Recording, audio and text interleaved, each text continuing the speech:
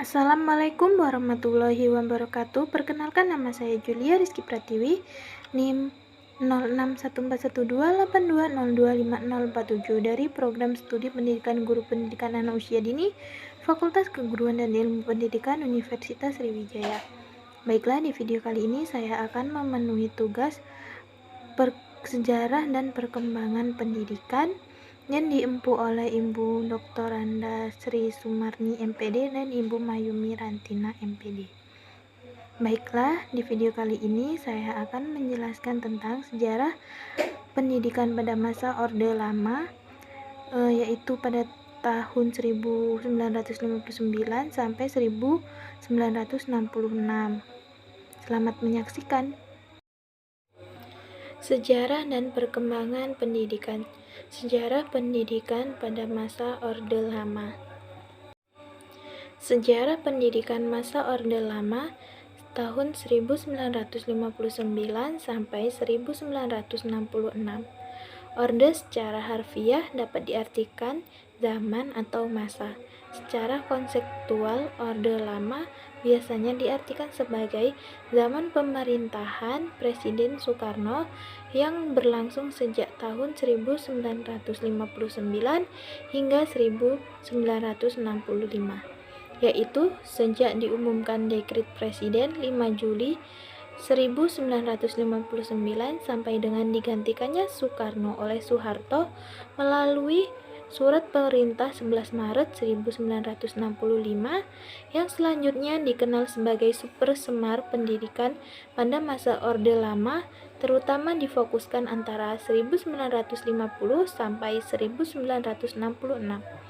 Sebagaimana diketahui sesudah Konferensi Meja Bundar pada 1949, terbentuklah Republik Indonesia Syarikat. Di dalamnya terdapat RIS diatur mengenai pendidikan dan pengajaran. Di dalam Undang-Undang Dasar, RIS juga diatur mengenai pendidikan nasional. Secara umum, pendidikan Orde Lama sebagai wujud interpretasi pasca kemerdekaan di bawah kendali kekuasaan Soekarno memberikan ruang bebas terhadap pendidikan. Pemerintahan yang berasaskan sosialisme menjadikan rujukan dasar bagaimana pendidikan dibentuk dan dijalankan demi pembangunan dan kemajuan bangsa Indonesia di masa mendatang. Pada prinsipnya, konsep sosialisme dalam pendidikan memberikan dasar bahwa pendidikan merupakan hak semua kelompok masyarakat tentang memandang kelas sosial. Di bawah Menteri Pendidikan Ki Hajar Dewantara dikembangkan pendidikan dengan sistem Among, berdasarkan asas-asas kemerdekaan, kodrat alam, kebudayaan, kebangsaan, dan kemanusiaan yang dikenal sebagai Pancadharma Taman Siswa dan Semboyang Ingarso Sungtulodo ing Madya Mangunkarso Tutwuri Handayani. Pada 1950 diundangkan pertama kali Peraturan Pendidikan Nasional, yaitu Undang-Undang Nomor 4 1950 yang kemudian disempurnakan menjadi Undang-Undang Nomor 12 1954 tentang dasar-dasar pendidikan dan pengajaran di sekolah. Pada 1961 diundangkan Undang-Undang Nomor 22 1961 tentang pendidikan tinggi, dilanjutkan dengan Undang-Undang Nomor 14 1965 tentang Majelis Pendidikan Nasional dan Undang-Undang Nomor 19 tahun 1965 tentang pokok-pokok sistem pendidikan nasional Pancasila. Perkembangan politik masa Orde Lama yang mempengaruhi jalannya kebijakan pendidikan nasional adalah sejak 1959 Indonesia berada di bawah gelora Manifestal Politik Usdek Undang-Undang Dasar 1945, Sosialisme Indonesia, Demokrasi Terpimpin, Kepribadian Nasional. Kurikulum pendidikan masa Orde Lama. Dalam perjalanan sejarah, Tahun 1945, kurikulum pendidikan nasional telah mengalami perubahan, yaitu pada tahun 1947, 1952, 1964, 1968, 1975, 1984, 1994, 2004, 2006 hingga yang sekarang yaitu 2013.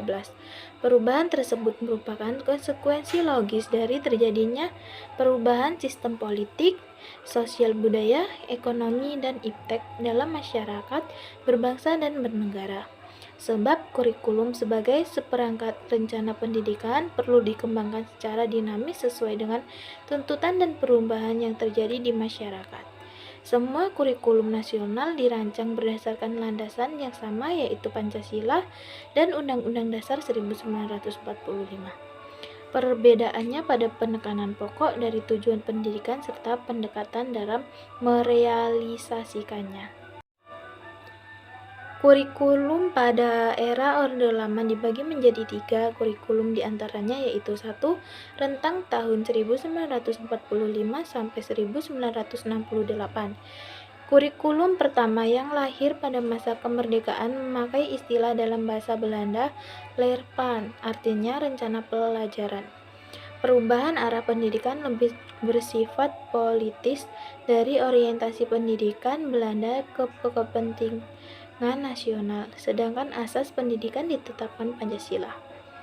Kurikulum yang berjalan saat itu dikenal dengan sebutan Rencana Pelajaran 1947 yang baru dilaksanakan pada tahun 1950. Orientasi Rencana Pelajaran 1947 tidak menekankan pada pendidikan pikiran, yang diutamakan adalah pendidikan watak, kesadaran bernegara dan bermasyarakat. Pada masa tersebut, siswa lebih diarahkan bagaimana cara bersosialisasi dengan masyarakat. Proses pendidikan sangat kental dengan kehidupan sehari-hari. Aspek afektif dan psikomotorik lebih ditekankan dengan mengadakan pelajaran kesenian dan pendidikan jasmani. Oleh karena itu, yang lebih penting adalah bagaimana menumbuhkan kesadaran bela negara. Yang kedua yaitu Rencana Pelajaran Terurai 1952. Kurikulum ini lebih rinci setiap mata pelajaran yang disebut Rencana Pelajaran Terurai 1952.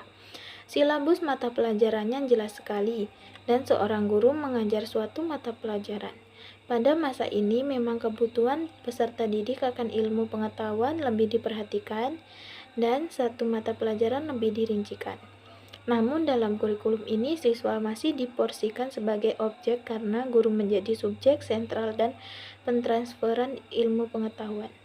Guru yang menentukan apa saja yang akan diperoleh siswa di kelas, dan guru pula yang menentukan standar-standar keberhasilan siswa dalam proses pendidikan. Yang ketiga yaitu Kurikulum 1964. Fokus kurikulum 1964 adalah pada pengembangan daya cipta, rasa, karsa, dan moral Pancawardhana. Mata pelajaran diklarifikasikan dalam 5 kelompok bidang studi: moral, kecerdasan, emosional, artistik, keterampilan, dan jasmaninya. Pendidikan dasar lebih menekankan pada pengetahuan dan kegiatan fungsional praktis. Pada kurikulum 1964 ini, arah pendidikan mulai merambah lingkup praksis, dalam pengertian bahwa setiap pelajaran yang diajarkan di sekolah dapat berkolerasi positif dengan fungsional praksis siswa dalam masyarakat. Kebijakan pemerintah masa Orde Lama. Kebijakan pemerintah Orde Lama di bidang pendidikan dibagi menjadi 2, yaitu kebijakan pendidikan secara umum. Setelah terbentuknya Kementerian Pendidikan tersebut, maka diadakanlah berbagai usaha perubahan pada sistem pendidikan Indonesia serta menyesuaikannya dengan keadaan yang baru.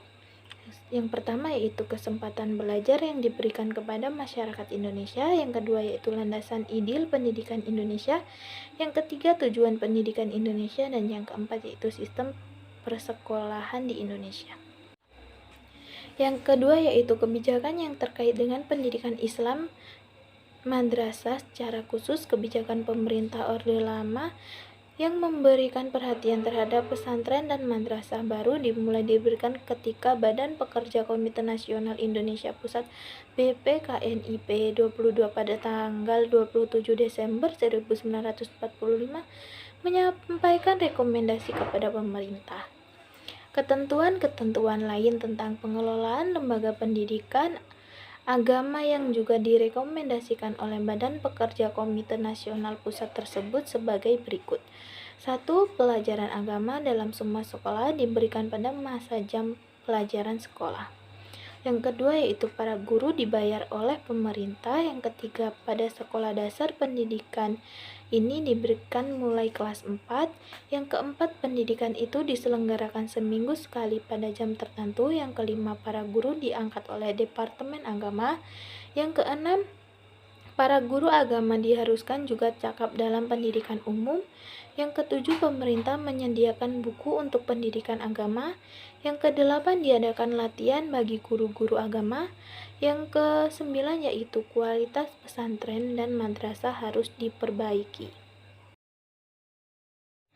Sistem pendidikan masa Orde Lama A periode 1945 sampai 1950.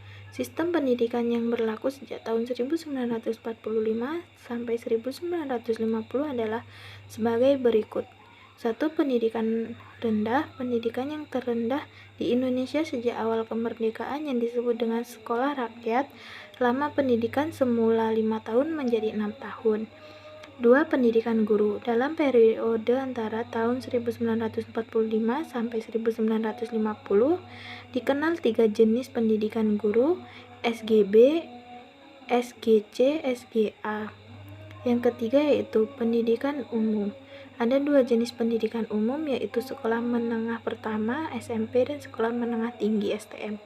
Yang keempat yaitu pendidikan kejuruan. Pendidikan kejuruan fokus pada pendidikan ekonomi dan pendidikan kewanitaan. 5. Pendidikan teknik. Menurut tim UNY memaparkan sekolah teknik yang ada pada masa itu antara lain A. Kursus Kerajinan Negeri, B. Sekolah Teknik Pertama, C. Sekolah Teknik, D. Sekolah Teknik Menengah, dan E. Pendidikan guru untuk sekolah teknik.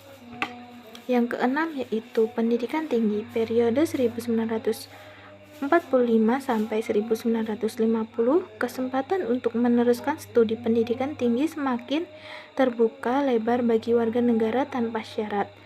Lembaga pendidikan ini berkembang pesat, tetapi karena pelaksanaannya dilakukan perjuangan fisik, maka perkuliahan sering di sela-sela waktu dalam perjuangan garis depan. 7. Pendidikan Tinggi Republik. Pendidikan lembaga perguruan tinggi Republik tahun 1945 sampai 1950 adalah A. Sekolah Tinggi Republik pada 17 Februari 1946 oleh Kementerian Pengajaran dan Kebudayaan Indonesia di Yogyakarta.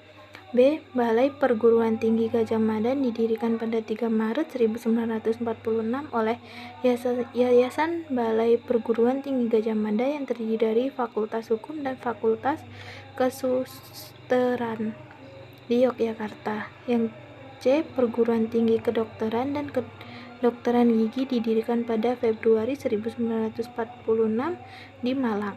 D. Perguruan Tinggi Kedokteran 2 didirikan pada 4 Maret 1946 di Solo. E. Perguruan Tinggi Kedokteran 1 didirikan 5 Maret 1946 di Klaten.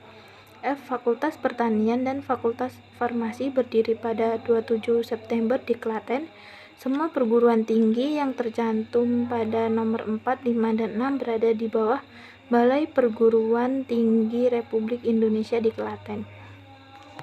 G. Perguruan Tinggi Kedokteran Hewan didirikan pada November 1946 oleh Kementerian Kemakmuran Republik Indonesia di Bogor, namun dilancarkannya aksi agresi militer 1 oleh Belanda pada Juli 1947, perguruan tinggi tersebut pindah ke Klaten.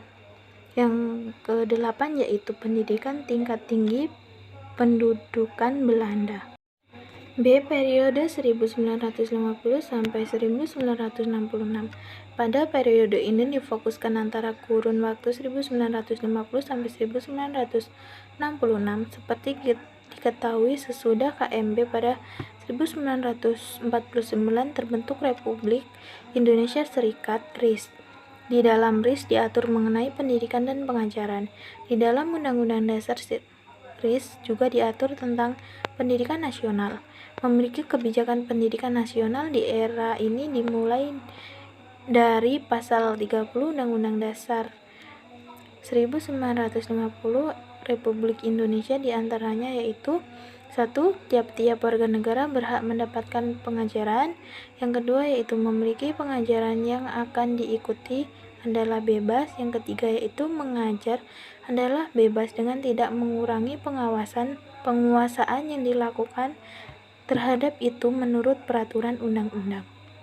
Secara konstitusional, sistem pendidikan dalam era ini didasarkan kepada pengaturan sebagai berikut. 1. Undang-Undang Pokok Pendidikan Nomor 4 Tahun 1950, Junto Nomor 12 Tahun 1954. Yang kedua yaitu Undang-Undang Nomor 2 Tahun 1962 tentang perguruan tinggi, dan yang ketiga yaitu Penetapan Presiden Nomor 5 Tahun 1965. Tujuan pendidikan masa Orde Lama. Terkait dengan tujuan pendidikan, pemerintah Orde Lama menegaskan dalam Undang-Undang Nomor 4 Tahun 1950 Bab 2 Pasal 3 yang berbunyi tujuan pendidikan nasional Indonesia adalah membentuk manusia susila yang cakap dan warga negara yang demokratis serta bertanggung jawab tentang kesejahteraan masyarakat dan tanah air. Nah, demikianlah pemaparan tentang sejarah pendidikan pada masa Orde Lama yang dapat saya sampaikan. Saya akhiri, wabillahi taufik wal hidayah. Wassalamualaikum warahmatullahi wabarakatuh.